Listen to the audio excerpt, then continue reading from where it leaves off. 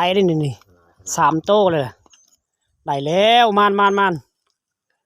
เพราะว่าทีมงานเฮาได้3 โตปลาชายบ่ได้แห้งก็ได้แต่ซ้ำนี้โอ้ยเนาะ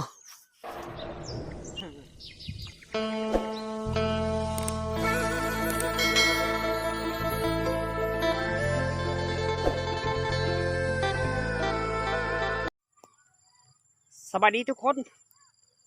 สบายดีพี่น้องป้องไปเปิดทุกคนส่วนหลายFGว่าเดี๋ยวใดมีแต่มืออย่างเดียวเพราะว่ามือนี่มันจับกล่องเลยทุกคนเนาะเพราะว่าบ่ได้ลูล่าบ่มีกล่องให้มันสะสมมันงามนะเพราะว่าตอนนี้แมนอยู่ชนบทอยู่ดอยป่าลาสัตว์ของปลาทุกคนกาหาอยู่หากินกะมานบ่มานกะบ่ฮู้ FC ทุกคนผู้ติดตามรับชมกะไปรุ่นน้ำกันทุกคนเลยมาหาอยู่หากินได้กะบ่ได้กะบ่ฮู้ทุกคนเนาะที่รับเบิ่งรับชมคลิปนี้กะวิดีโอนี้เดือนหนึ่งเทื่อหนึ่งได้ทุกคนเลยเพราะว่าเดินมาได้ลงคลิปการหาอยู่หากินธรรมศาสตร์กะพอตามธรรมศาสตร์ตามห้วยหองทุกคนกะห้วยตัวนี้มันห้วยของปลาลายได้ส่วนหลายปลาครึ่งปลากดแล้วก็ปลาลายไก่ทุกคนมาหับเบิ้งหับส้มกะไปได้ได้นี่3 โตเลยได้แล้วมันเพราะว่าทีมงานเฮาได้3 โตปลาชายบ่ได้แห้งก็ได้แต่ซ้ำนี้โอ้ยเนาะคำตอนใส่กระซองลังแล้วเด้อทั้งนี้ก็ลังหนึ่งกับแม่นทั้งนี้ลังหนึ่งทั้งนี้แม่นลังใหญ่เด้อเพราะว่าทั้งนี้ลังน้อยยามพ้นตกส่วนหลายมันสิถึกได้แล้วก็ชาวบ้านนี่ก็จะทำหากินแบบดังเดิมธรรมศาสตร์ก็คือใส่นี่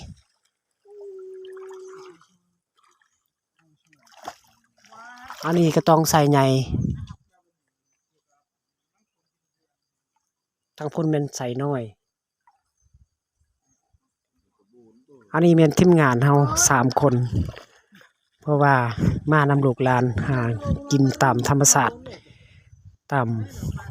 ห้วยห้องนี่กะเฮ็ดใส่ใหญ่เลยทุกคนส่วนหลายไซนี่มันที่ถึกปลาผ่าเด้ราคาป่าคำตอนปลาใหญ่ส่วนหลายสิถึกทุกๆปีก็ต้องมีอันใช้ก็เฮ็ดตามคำตอนของนำไหลหั่นน่ะส่วนหลายยามฤดูฝนก็ต้องถึกเด้ใส่ของชาวบ้านก็เจ้าเฮ็ดนี่มันทุกปีก็ต้องมีใส่การทำมาหากินก็คือแบบดั้งเดิมแบบนี้นี่ของชาวบ้านชนบทกะ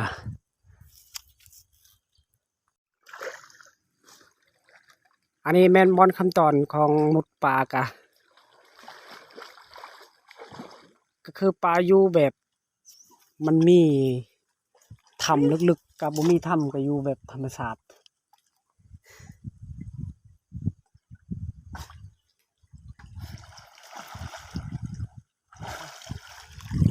เพราะว่าหาปลาหรือลาปลาเลยทุกคนของสัตว์ธรรมชาติของบ้านๆของบ้านๆชนบทก็คือบ่ได้ออกเงินแต่เอาแต่เหือแห้งก็ต้องดุหากินก็ต้องมีครับผมเนาะเพราะว่าบ่แม่นดำเถื่อได้ทุกคนโดนเถื่อหนึ่งได้เพราะว่าโดนเถื่อหนึ่งคลิปนี้ก็ประมาณเดือนหนึ่งตัวเถื่อหนึ่งได้แล้วก็เปิดหนา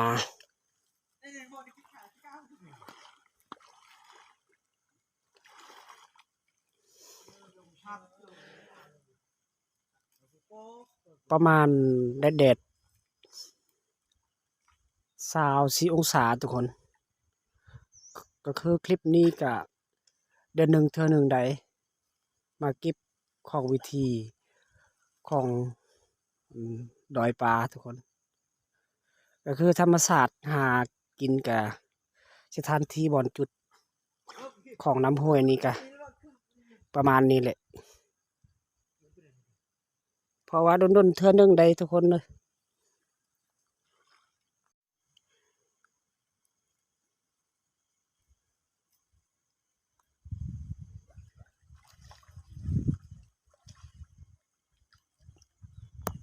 เอาสบายดีวิดีโอนี้ก็จบเพียงเท่านี้เลยทุกคนเลยกาตะเวนคำลงแรงแล้วกามือหน้ามือในก็พบกันใหม่ทุกคน อันนี้บ่อนสถานที่ของหาปลาหลักาล่าสัตว์ปลาของมือหากินจะมีแต่ปืนหน้าทุกคนกับหน้ากากนี่ไปมุดตอนเที่ยงนี่กะได้ปลากุดมีเลยปันกันมีแต่ซ้ำนี้แหละทุกคนเลยเอาคลิปวิดีโอนี้ก็ซ้ำนี้เท่านาก็ครบจนใหม่บายบายเอฟซีหลายๆคนผู้ติดตามนะครับส้ม